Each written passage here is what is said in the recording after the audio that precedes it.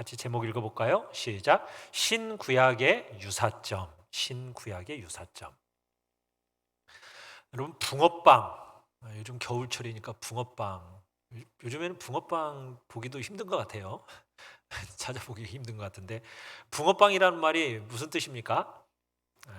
보통 아주 흡사하게 닮았다라는 뜻으로 이제 붕어빵이 쓰이죠.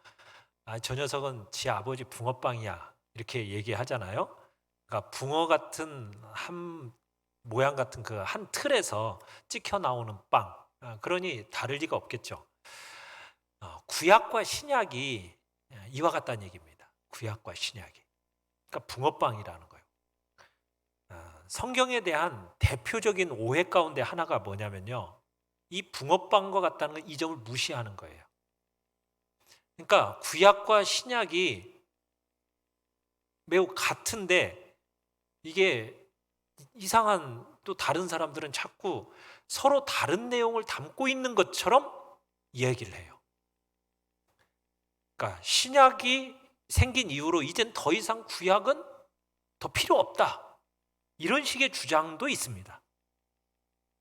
그러면서 이런 식으로 얘기를 해요. 구약은 지상적이고 현세적인 복을 약속해 놓은 것이고, 신약은 영적이고 천상적인 복을 약속한 거다, 이런 식으로 오해를 한다는 얘기입니다. 또 구약에서는 율법을 지킴으로 의로워지고, 신약에서는 그리스도를 믿음으로 이루어진다, 이런 식으로 또 착각을 해요. 그리고 구약을 이스라엘 백성들에게만 주신 약속이 구약이고, 신약은 교회만 주신 약속이다, 또 이렇게 떠드는 사람들도 있습니다. 여러분, 이런 식의 오해라는 것은 여러분 다 성경을 제대로 못 본 거예요. 눈 감고 봐서 그러는 거예요. 자, 제1절 우리 같이 한번 읽어보겠습니다. 제1절입니다. 시작. 구약이나 신약은 모두 같은 언약입니다. 구약이나 신약은 모두 같은 언약입니다. 칼빈 시대에도 이단들이 있었어요. 이단 중에 세르베투스라는 이단이 있었는데, 이 사람은 이스라엘 백성들은 마치 돼지떼처럼 취급을 했습니다. 여호와께서 이 땅에 이스라엘 백성들을 이 땅에서 살찌게 하셨지만 하늘에 대한 영생에 대한 소망을 주신 적은 없다, 이런 식으로 주장을 한 거예요.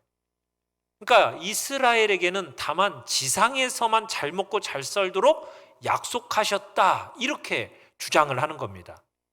그러면서 이 세르베투스라는 사람이 율법이 주는 믿음이라는 것은 물론 죄의 용서까지도 다 지상적이고 육적인 것이다, 이런 식으로 주장을 한 거예요. 여러분, 과연 그 말이 맞나요?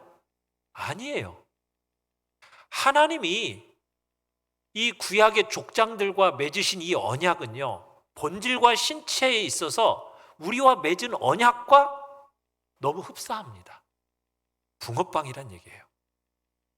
그러니까 구약과 신약은 그 시행의 양상에서 다를 뿐이지 실제로는 하나입니다. 동일한 거예요. 그러니까 여러분, 신구약과의 이 관계에서 여러분들이 항상 이 세 가지 사실을 항상 기억하면서 여러분들이 신약과 구약을 대할 필요가 있어요. 첫 번째는 뭐냐면, 지상에서의 육적인 번영과 행복은 구약의 백성들이 사모해야 할 목표가 아니었다라는 얘기예요. 여러분, 구약의 목표도요, 영적인 번영이고 영생의 소망입니다. 이걸 기억하셔야 돼요.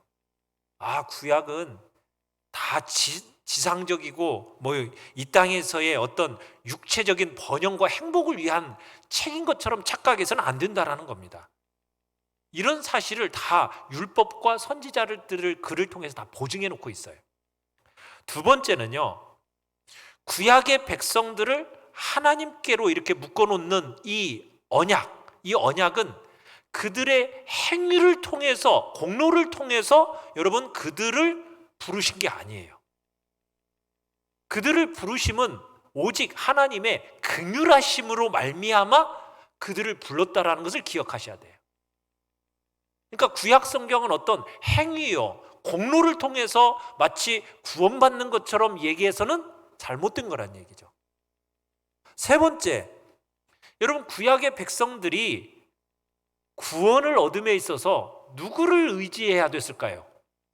중보자이신 그리스도를 알고 믿어야 됐는데, 구약 시대의 이 사람들도 동일했다는 얘기예요. 구약의 백성들도 중보자이신 그리스도를 알고 있었고요, 이들도 오직 그리스도를 통해서만 하나님께로 나아가는 것이고 하나님의 약속에 참여하게 되었다라는 사실, 그것을 여러분들이 아셔야 돼요. 구약 시대 때는 예수 그리스도와 아무 상관없이 구원받는 게 아니란 얘기입니다. 그들도 동일하게 그리스도를 알아야 되고 그리스도를 믿음으로 구원받았다는 얘기예요. 그러니까 구약과 신약은 달라요, 같아요? 내용이 같습니다. 약속의 근원이 같고요, 약속에 참여하는 수단도 같아요. 다르지 않아요. 붕어빵입니다. 이걸 여러분들이 이 구약과 신약을 읽을 때 이거 꼭 기억하셔야 돼요. 이 사실에 대해서, 이 세 가지 사실에 대해서 사도 바울이 분명하게 증거해 주고 있는 거예요. 오늘 본문 다시 한번 보실래요? 로마서 1장 2절 3절 시작.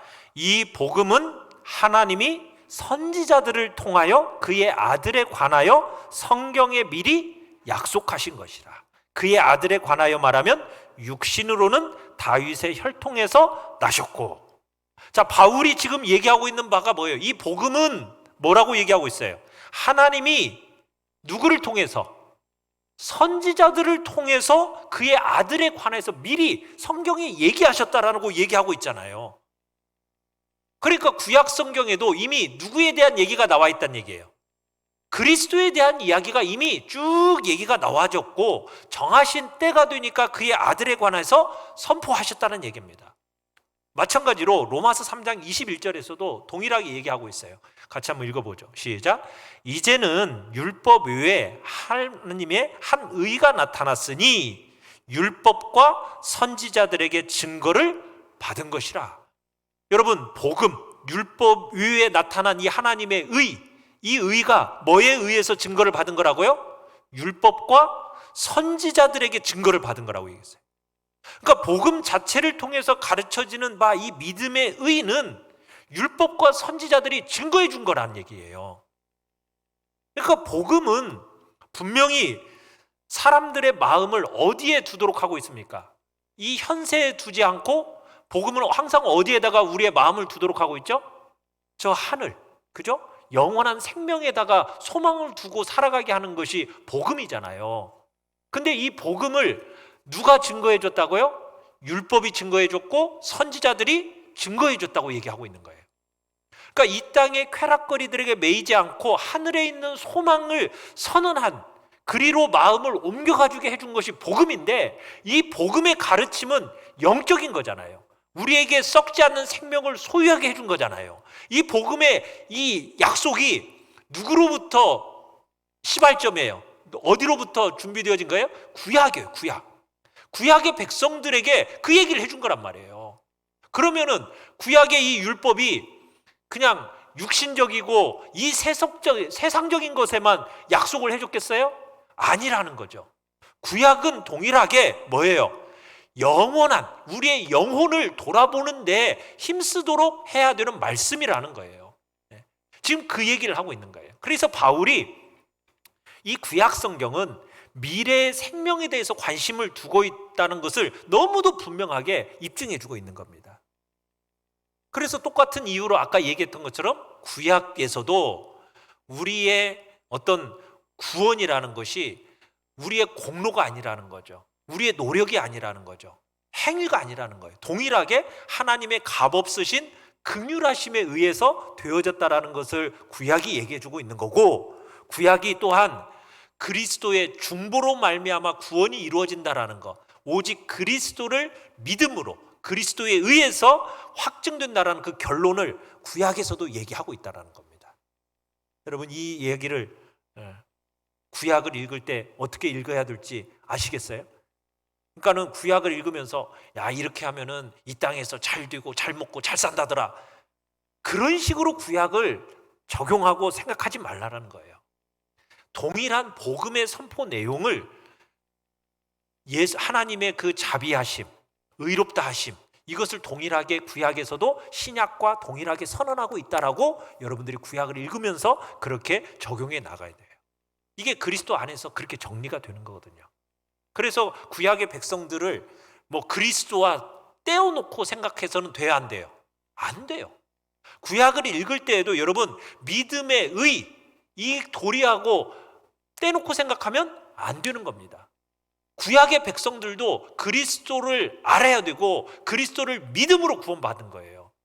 신약에만 그 복음이 적용되는 게 아니라 율법과 선지자들이 이 복음을 증거해주고 있다는 것을 성경은 우리에게 가르쳐주고 있는 거예요. 그래서 우리에게 주님이 유명한 말씀을 하셨잖아요. 요한복음 8장 56절 같이 한번 읽어보죠. 시작. 너희 조상 아브라함은 나의 때 볼 것을 즐거워하다가 보고 기뻐하였느니라. 여러분, 이게 누가 하신 말씀이에요? 예수님이 하신 말씀이잖아요.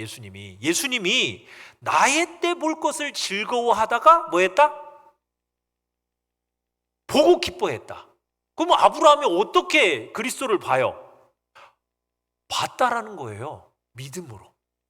이 사실을 지금 적용시키고 있는 거예요. 그러니까 믿는 사람 모두에게 보편적으로 이게 적용되어지는 거죠. 아브라함도 그리스도를 보고 믿음으로 구원을 얻었듯이 이 예수 그리스도는 히브리서 13장 8절에서 얘기하는 것처럼 같이 한번 읽어보죠. 시작. 예수 그리스도는 어제나 오늘이나 영원토록 동일하시니라. 구약의 그리스도, 신약의 그리스도, 어제나 오늘이나 영원토록 동일하신 분이에요.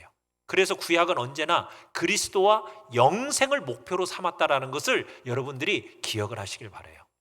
그래서 하나님은 구약의 백성들, 신약의 백성들에게 같은 은혜를 베푸셨을 뿐만 아니라 그 은혜를 나타내실 때도요, 똑같은 상징을 사용하셨습니다. 여러분, 구약 시대 때 세례와 성찬이 있었을까요? 없었을까요? 네, 구약 시대 때는 세례 성찬이 없었고 신약 때만 세례와 성찬이 있었죠. 말을 어떻게 해야 될지. 여러분, 이 부분에 대해서요, 고린도전서 10장에서 사도 바울이 얘기를 해요. 뭐라고 얘기하냐면 그 옛날 이스라엘 백성들이 징계를 받았던 형벌을 실례로 들어요. 그러면서 고린도 성도들에게 뭘 얘기하냐면 너희들도 그 유사한 악행에 빠져서는 안 된다, 그 얘기를 합니다. 그러면서 경고를 해요.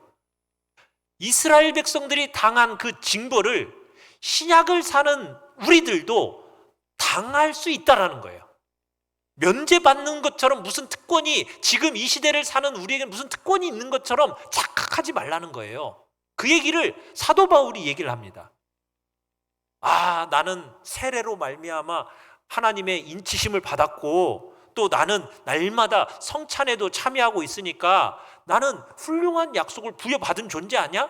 그러니 나는 모든 위험에서 나는 다 벗어난 존재야. 그러니까 내가 때로는 하나님의 선하심을 멸시하고 방자하게 행해도 그것에 대한 형벌이 나한테는 없을 거야. 착각하지 말라는 거예요. 이게 사도 바울의 이야기예요. 구약 백성들에게 그런 상징이 없는 줄 알았냐? 다 있었다는 얘기예요. 어디에 세례가 나오죠? 고린도전서 10장에 가보면은 이스라엘 백성들이 뭐라고 얘기해요? 바다를 건너서 그리고 그 불과 구름 기둥을 통해서 날마다 그 태양의 열기 아래 보호하심을 받은 것을 가리켜서 뭐라고 얘기해요? 세례라고 얘기해요. 세례. 그러니까 바울은 그리스도인들이 자기들이 세례의 특권을 누림으로써 구약의 백성들보다 나는 우월하다, 이런 식의 생각을 하지 못하도록 막고자 그런 의도로 이스라엘 백성들도 세례를 받았다, 이렇게 얘기하고 있는 거예요.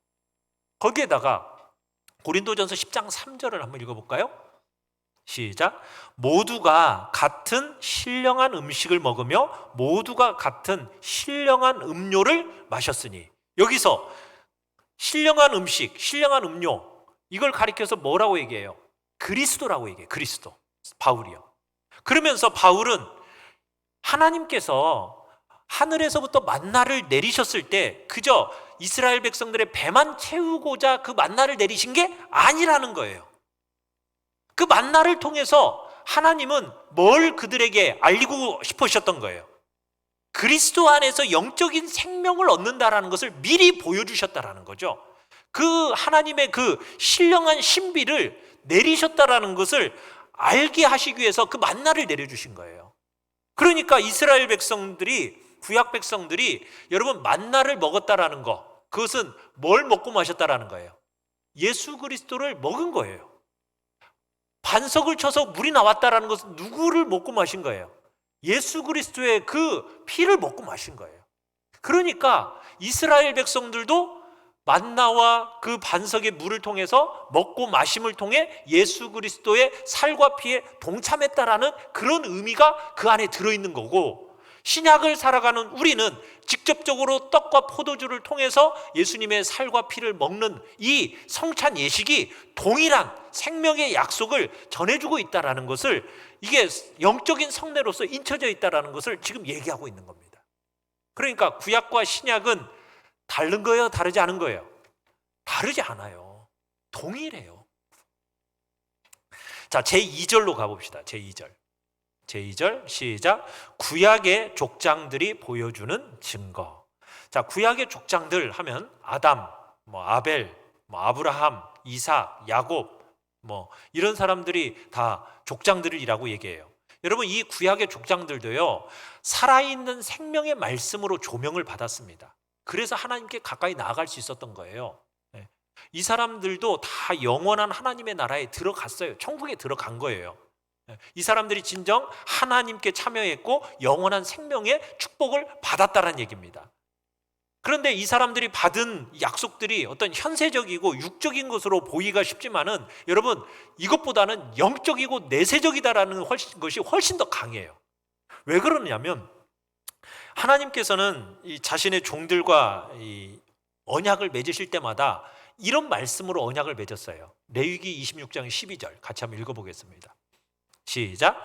나는 너희 하나님이 되고 너희는 나의 백성이 되리라. 여러분, 이 말씀 자주 등장하죠. 출애굽기부터 시작해가지고 나는 너희 하나님이 되고 나는 너의 백성이 될 거다. 너희는 나의 백성이 될 거다. 이 얘기를 끊임없이 얘기해요. 여러분, 이 말씀 속에 생명과 구원과 축복이 모두 들어있다라는 사실, 이 사실을 선지자들이 늘 설명을 합니다. 다윗도요 이렇게 선언을 했어요. 시편 144편 15절 시작. 여호와를 자기 하나님으로 삼는 백성은 복이 있도다. 여호와를 자기 하나님으로 삼는 백성은 복이 있도다. 그러니까 여호와께서 지금 복을 주신다는 게 이 땅에 행복을 주시기 위해서만 이 이야기를 했을까요? 아니죠. 자기 백성으로 택하신 자들을 사망에서 구원하시고 여러분, 그 영원한 긍휼하심으로 그들을 영원토록 보호하시기 때문에 여러분 자기 백성으로 택하신 거예요. 그러니까 하나님께서 그들의 하나님이 되신다는 것은 그저 그들에게 육체에게만 하나님이 되신다는 뜻이 아니라 그들의 영혼에게까지 하나님이 되신다는 의미로서 지금 이 이야기를 하고 있는 거예요. 그냥 육체적으로 어떤 복 받는다 이 얘기만을 위한 것이 아니라는 거죠. 그래서 하나님께서는 자신이 그들의 하나님이라는 것뿐만 아니라 영원토록 그들의 하나님이라는 사실을 약속하신 거예요. 그렇게 하면서 그들의 소망이 그냥 현재의 은혜에만 머물지 않고 영원에까지 이어지게 하신 겁니다. 그러니까 구약의 약속이요, 이 약속이라는 것은 단지 그냥 이 땅에서의 육적인 은혜만이 아니라는 거예요. 영생에 대한 분명한 약속을 담고 있는 겁니다. 그래서 아브라함과 이삭과 야곱이 죽은 지 오랜 세월이 지난 후에요, 모세에게 이렇게 얘기를 하잖아요. 뭐라고 얘기를 하고 있어요? 출애굽기 3장 6절에서 이렇게 얘기를 합니다. 시작. 나는 내 조상의 하나님이니 아브라함의 하나님, 이삭의 하나님, 야곱의 하나님이라. 그러니까 여호와께서는 자기 자신을 그들의 하나님 이렇게 부르고 계세요. 이 얘기가 뭐예요? 결국 족장들은 하나님이 자기들에게 약속하셨던 모든 것을 고스란히 다 받아 누릴 수 있었다라는 거예요. 하나님의 보호, 하나님의 보살피심, 하나님의 인도하심, 이 속에서 받아들였고, 이 사람은 죽는다고 해서 소멸되는 게 아니다, 이 얘기를 하고 싶었던 거예요. 그러니까 여러분, 구약 성경이 그냥 단지 현세적이고 육적인 것으로만 생각하면 안 된다는 겁니다. 그러니까 하나님의 언약은 천상적이고 영적이라는 거, 이게 중요해요. 왜냐하면은 우리 신자들의 삶을 이런 식의 언약으로 우리를 다뤄 가시기 때문이에요. 우리에게 하나님께서 내세 그들을 위해서 더 나은 삶을 있다라는 것을 생각하게 하는 거예요. 이 땅이 전부가 아니라는 것을 자꾸 가르치는 거예요. 이 땅의 삶을 좀 내려놓고 멸시하고 오히려 하늘의 생명을 묵상할 것을 자꾸 가르치시는 거예요. 그래서 하나님께서 그들에게 명한 삶의 방식은 계속적인 훈련의 의미가 있습니다. 여러분, 족장들이 얼마나 훈련을 받았는지 아세요? 이 땅에다가 소망 두고 살아가지 않도록 하나님이 얼마나 그 사람들을 훈련시켰는지 아세요? 어떻게 보면요, 이 사람들이 살아온 인생을 보면요, 모든 사람들 중에 가장 비참한 사람 같아요. 한번 보실래요? 아담의 인생을 한번 보세요. 아담이 한번 잘못해가지고 쫓겨났잖아요. 그러니 여러분, 그 좋은 행복을 누리다가 쫓겨나가지고 여러분, 그렇게 그냥 밖에서 살아가는 인생이 어땠겠어요? 그 기억만 해도 얼마나 고통스러워요. 그죠? 내가 어쩌다가 이렇게 쫓겨나가지고 이런 인생을 살아야만 할까? 내가 이런 고된 수고를 하면서 이렇게 필요를 겨우겨우 이렇게 채워가면서 살아만 할까? 그때는 그냥 마음껏 먹고 누리고 살았는데 내가 이렇게 살아야 되는 것이 진짜 마땅한 건가? 막 이런 식으로 얼마나 마음속에 고통이 심했겠어요. 이 육체적인 노동을 계속 해야 되는 고통이 있었어요. 그뿐만인 줄 아세요? 아담이 어떤 일을 경험했어요? 자기 아들 하나가 그 아들 하나를 죽이잖아요. 그죠? 아들이 아들을 죽이는 거예요. 두 아들 가운데 하나가 끔찍스럽게 맞아 죽는 거예요. 여러분, 그 아들을 보는 아버지의 심정은 어떻겠어요? 그 아들을 매일매일 바라볼 때마다 얼마나 끔찍스럽고 괴로웠겠어요. 그게 아담의 평생에 걸친 인생입니다. 노아는 어땠을까요? 노아의 삶을 찾아보면요, 노아는 지금 온 세상 사람들 다 쾌락을 쫓아서 그냥 마음대로 막 살아가요. 그런 기간 동안 노아는 뭐 하면서 살아요? 120년 동안 그냥 축 자고 방주 만들고 있는 거예요. 배 만들고 있는 거예요. 얼마나 고달퍼요. 다른 사람은 잘 먹고 놀고 그냥 얼마나 즐기는데 120년 동안 그냥 혼자 뚝딱뚝딱 거리면서 그거 만들고 있으려니 죽음을 피한다고는 하지만은 정말 100번 죽는 게 더 낫지, 내가 이런 고생을 하면서까지 이거 꼭 만들어야 될까? 그런 마음도 들 거예요.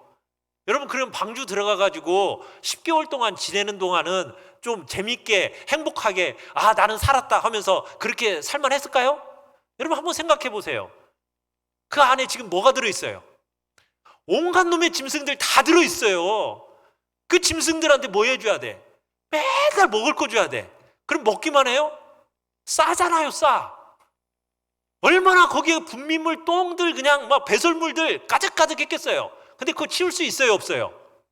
버릴 수도 없어요. 그 안에서 온갖 냄새 10개월 동안 다 맡으면서 살아야 되는 거예요. 여러분, 그러고 살아면 살겠어요? 온갖 각종 짐승들의 오물에 쌓여서 지냈으니 그 고통이라는 게 오죽했겠느냐고요. 그 엄청난 어려움을 극복하고 나온 게 여러분, 방주 속의 생활입니다. 그냥 내 죽고 말지, 그 집 뭐하러 해요? 그런 생각이 들 정도라고요. 그리고 나서 나왔어요. 나왔더니 또 이거 뭐예요? 치아들이 그냥 조롱하는 거 아닙니까? 아니, 그렇게 하나님의 크신 은혜 속에서 홍수로 인해서 안전하게 건져졌는데 자기를 조롱하는 아들의 그걸 또 듣고, 그러니 또 자기 입으로 뭐 해야 돼? 그 아들을 또 저주해야 돼. 저주. 여러분, 이게 노아의 인생이었어요. 여러분, 믿음의 조상이라고는 아브라함은 어땠을까요? 믿음으로야 보면은 신앙적으로는 아주 훌륭하고 모범적인 사람이긴 하죠. 그런데 여러분, 이 사람의 생애를 한번 쭉 훑어보세요. 그러면요, 처음 하나님의 명령으로 부르심을 받았을 때 고향을 떠나고 부모를 떠나고 친구를 떠나고, 여러분, 보통 사람 인생에 있어 가장 소중한 거라고 생각하는 것을 다 떠나게 되잖아요. 또 하나님께서 가라 해가지고 명하셔서 갔어요. 그랬더니 거기가 어떻게 잘 살만한 땅이에요? 가자마자 기근 나잖아요. 그래서 기근이 나니까 먹을 거 찾아서 어디까지 내려가요? 애굽으로 내려가잖아요. 애굽으로 내려갔더니 거기서는 어때요? 거기 혹시나 나를 죽이지는 않을까 해가지고 아내를 어떻게 합니까? 자기 누이라고 속였다가 아내 뺏기고 얼마나 수치를 다 당합니까? 예? 그래가지고 다시 돌아왔어요. 그 돌아온 땅이 끊임없이 막 기근으로 얼마나 자주 굶주리는 땅인 거예요. 거기에 도대체 무슨 행복이 있어요? 거기다가 또 노년에 아들이나 하나 있을까 했더니 그 아들 하나도 없어가지고 얼마나 전전긍긍합니까? 예? 얼마나 서럽고 쓰라려요. 그래서 또 어떻게 좀 첩을 하나 얻어가지고 아들 하나 낳았어요. 그 아들 보면서 좀 잘 사나 싶었더니 하나님이 그건 네 아들이 아니다 그래가지고 이삭을 낳았어요. 이삭을 낳았는데 그 다음엔 어떻게 해요? 장자 이스마엘을 쫓아내라고 그러잖아요. 그죠? 원수처럼 여겨가지고 쫓아내버리는 거예요. 자기 아들인데.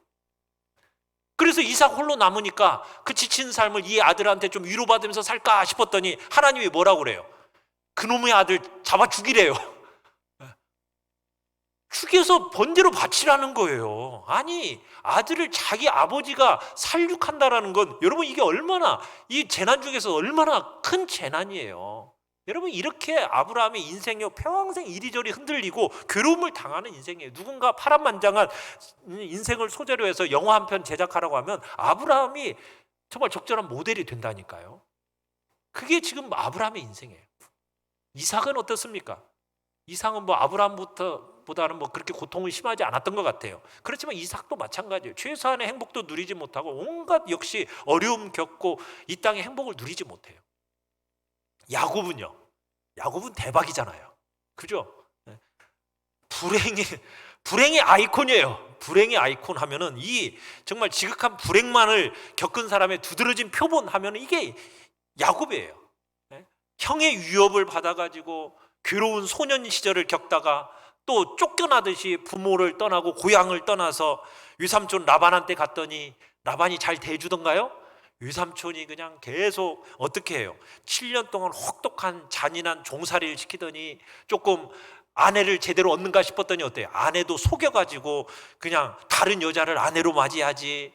낮에는 더위와 싸우고 밤에는 추위와 싸우고 눈 붙일 겨를도 없이 온갖 고생 감내하고 그렇게 혹독한 20년의 삶을 지내다가 이렇게 지내다가 장인의 어떤 부당한 행위로 날마다 어려움을 당하잖아요.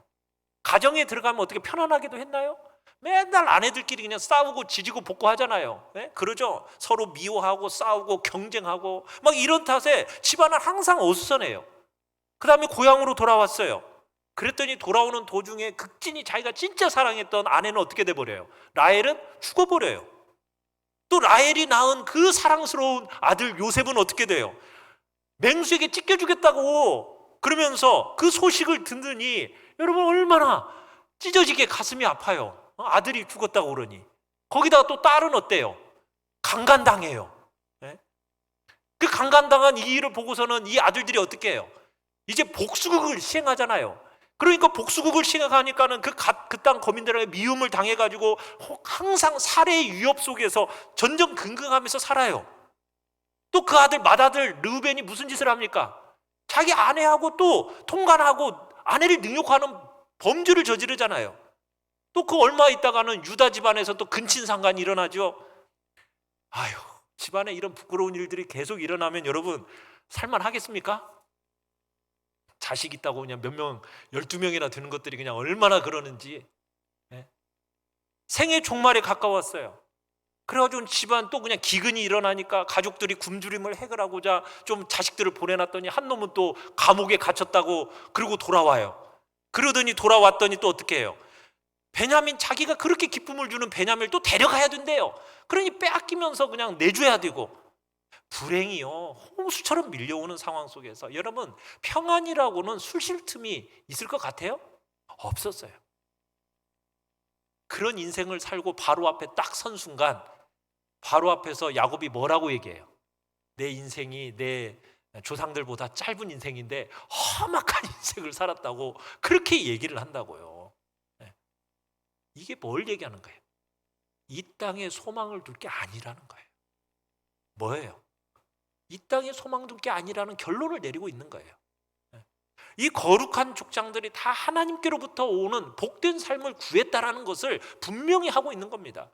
복된 삶을 이 땅의 삶이 아닌 다른 것으로 보았던 거예요. 이 믿음의 사람들, 이 족장들은 다 이 땅에서 이루어질 어떤 그런 복에다가 소망을 둔 것이 아니라 이루어지지 않는 그 약속들을 계속해서 이 땅의 것에서 막 바라보고 살았다면 정말 어리석은 짓이죠. 그래서 이 땅의 삶을 그들은 뭐라고 얘기해요? 나그네 길이다. 가나안 땅도 하나님이 주신 땅이라 하지만 우리는 외국인이다. 나그네다. 하나님이 소유로 약속된 땅인데 그렇게 얘기해요.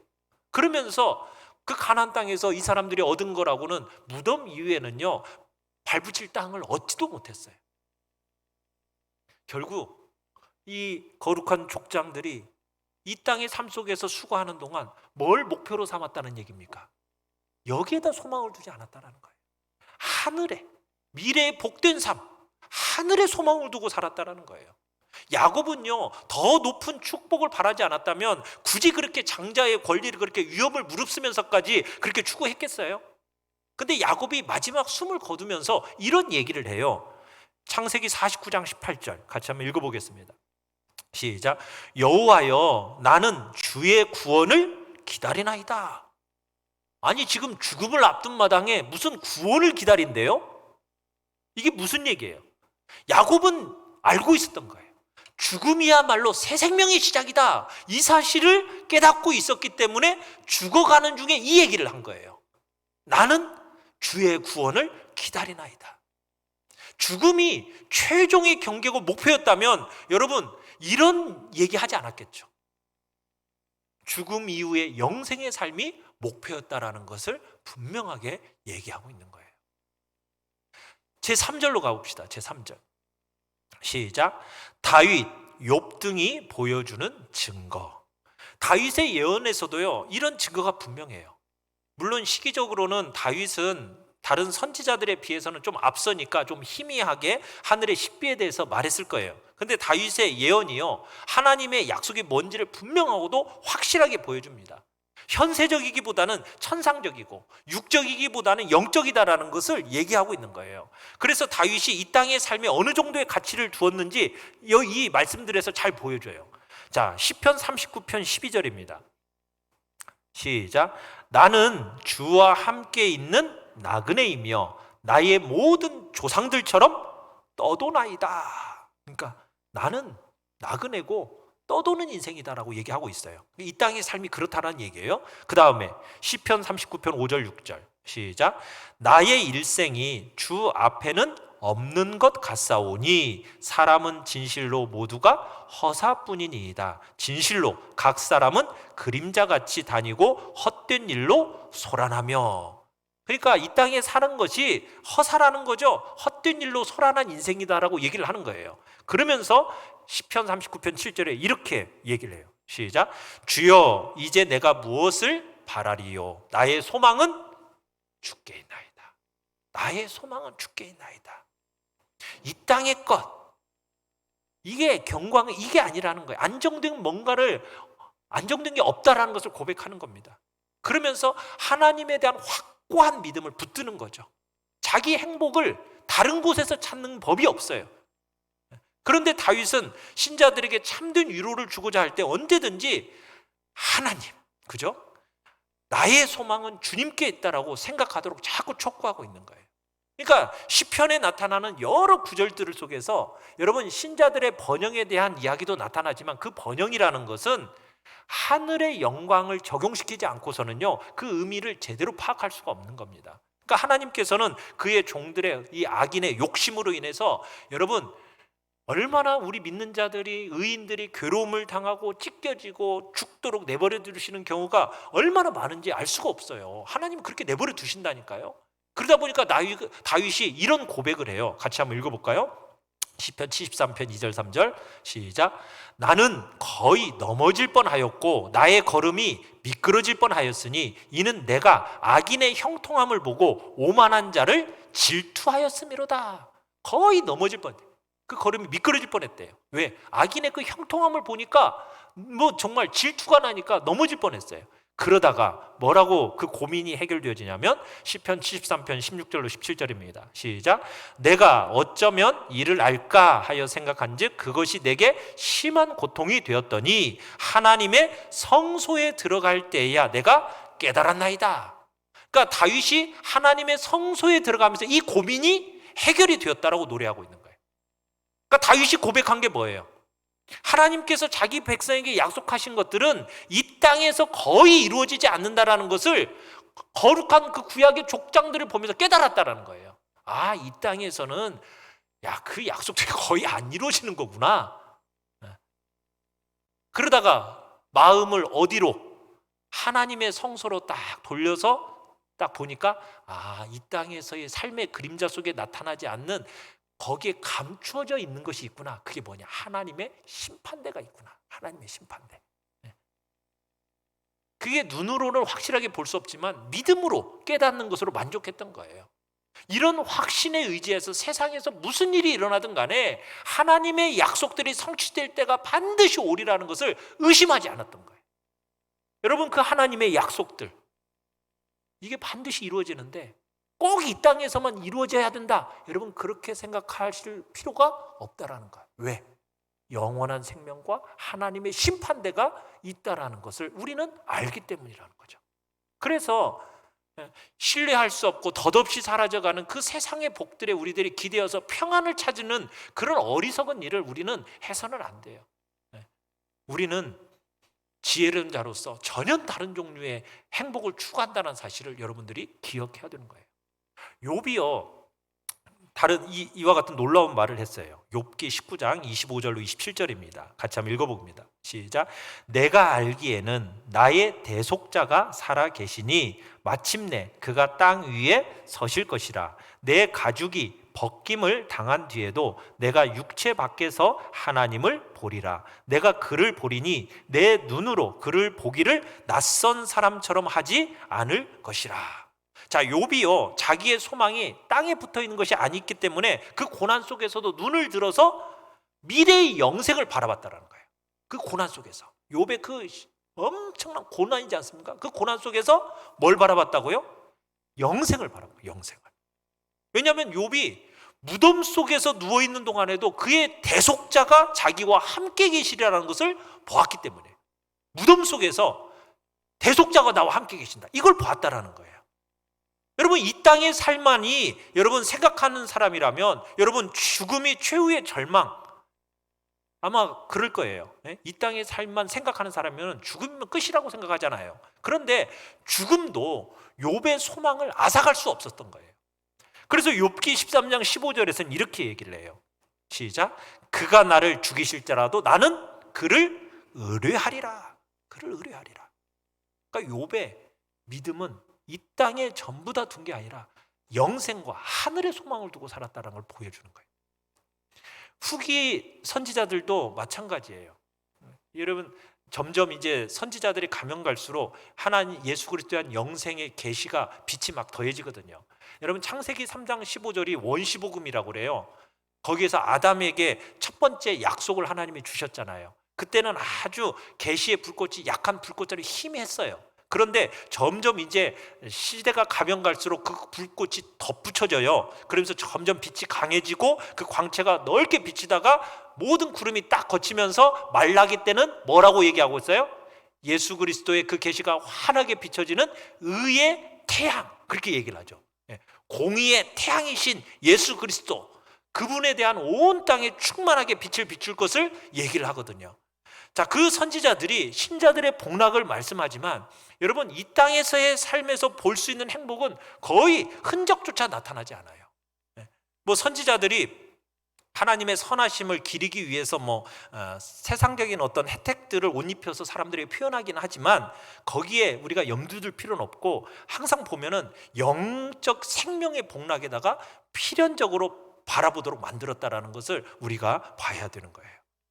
그래서 여러분, 구약의 조상들이 이렇게 믿었던 것들, 그런데 아직도 그냥 저 이스라엘 사람들은 이 땅에 메시아 지상 왕국이 일어날 것처럼 자꾸 그것을 꿈꾸고 그걸 이루어지기를 기다리는데 그 마음들이 아직 수건으로 가려져 있기 때문이고 그리스도의 얼굴의 빛이 아직 비치지 못했기 때문이거든요. 그 수건이 예수님께로 돌아와야 이제 그 수건이 벗겨지면서 그 영적인 것을 볼 수 있는데, 아직 이 지금 저 이스라엘 백성들, 유대인들은 아직 그 수건이 가려져 있고 예수 그리스도의 얼굴의 빛을 보지 못했기 때문에 여전히 이 땅의 메시아 왕국의 성취를 놓고 기다리고 있는 겁니다.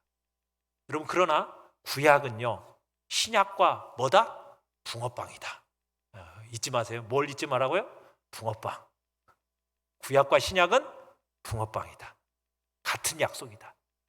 지상적이고 현세적이고 육적인 것처럼 보이는 그 구약의 약속들이 사실은 신약처럼 천상적이고 영적인 거라는 거 기억하시고, 이 땅에서 여러분 우리가 복을 받아요. 그러나 우리가 받는 진정한 복은 어디 있다? 하늘의 것이고 신령한 것이라는 것. 우린 여기에 소망을 두고 살아가는 사람이 아니라 영원한 생명, 하나님의 나라, 거기를 소망 두고 살아가는 사람이라는 걸 여러분들이 꼭 기억하시길 바라요. 오늘도 얘기했지만 성경 일도 끝나셨죠. 이제 거의 요한계시록 끝나가지고 그러면 이제 내년부터 구약을 읽을 거잖아요. 그럼 구약을 읽으면서 여러분 단지 내가 이 땅에서 잘 먹고 잘 살도록 하는 하나님의 약속이 이렇게 나한테 주어졌구나, 그렇게 이루어 주실 거다, 여러분 그렇게 믿으면서 구약을 읽지 마세요. 그게 아니라 구약에 맺어 주신 언약이나 신약에서 맺은 언약이나 동일한 영적으로 번영과 영생의 소망이라는 것을 기억하면서 여러분들이 말씀을 읽으시길 바라요. 말씀을 읽으시면서 현세에서 즐거움을 찾거나 이 땅에서의 쾌락거리 이런 것에 매여 두지 마시고 마음을 높이 들어 올리셔서 영생을 소망하시고 하늘의 소망을 두면서 여러분들이 말씀을 읽어 나가시길 바랍니다. 그리고 여러분들을 다루심에 있어서도요, 이 땅에서 막 즐겁고 행복하고 막 그렇게 하나님이 안 만들어요. 아까 봤죠? 아브라함, 이삭, 야곱, 그들의 인생이 얼마나 처절한 인생이었는지. 왜요? 이 땅에 소망 두고 살지 못하도록 영원한 하늘을 바라보며 살아가도록 그렇게 훈련을 시키시는 거예요. 이 땅에서 정떼려고, 이 땅에 정떼려고 자꾸 그런 일들이 우리의 삶 속에 나타날 수 있어요. 그때마다 우리는 뭘 묵상해야 돼요? 하늘의 생명을 묵상해야 돼요. 내세에 더 나은 삶이 있다는 것을 우리들이 그걸 생각하고 우리는 믿음으로 가야 돼요. 거룩한 족장들이 바라봤던 이 땅의 삶이라는 것은 나그네 길이라는 거, 외국인으로 우리는 살아간다라는 거, 이 땅의 삶 속에서는 그저 수고하는 것뿐이고 우리의 미래의 복된 삶이 우리의 목표라는 거, 여러분 이것을 기억하시길 바라요. 그래서 우리의 마음을 항상 성소로 딱 들어 올려서 하늘의 심판대, 하나님의 심판대를 믿음의 눈으로 항상 바라보시고 세상에 무슨 일이 일어나든지 그래, 하나님의 약속은 반드시 성취될 거야, 내가 죽더라도 그 약속은 반드시 성취될 거야 하면서 그 약속을 붙들고 의심하지 마시고 신뢰하면서 하나님을 더 신뢰하면서 덧없는 이 세상의 것에 사라져가는 이 세상의 복들에 기대지 마시고 거기에서 마음의 평안을 찾으려는 어리석은 자리에 서지 마시고 고난 속에서도 여러분 눈을 들어서 미래의 영생을 바라보는 복된 자리에 여러분 모두가 있기를 간절히 축원합니다. 우리